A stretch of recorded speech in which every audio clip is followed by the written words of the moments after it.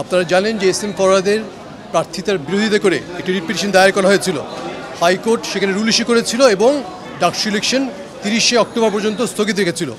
এর বিরুদ্ধে আমরা আজকে অ্যাপেলেট ডিভিশনে আমাদের বক্তব্য পেশ করেছি।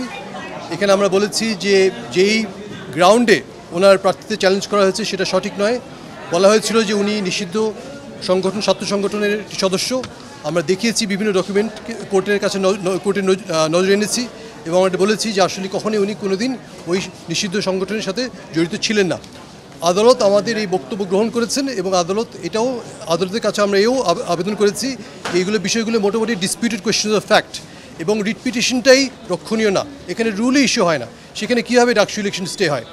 আদালত আমাদের সাবমিশনগুলো অ্যাকসেপ্ট করে চেম্বার জাজ যে স্টে দিয়েছিল সেটাকে বহাল রেখেছে এবং বলেছে যে 30শে অক্টোবর পর্যন্ত এই স্টে বহাল থাকবে। অর্থাৎ আপনার এই 9 সেপ্টেম্বর ডাকসু ইলেকশন অনুষ্ঠিত হওয়াতে কোনো বাধা রইল না।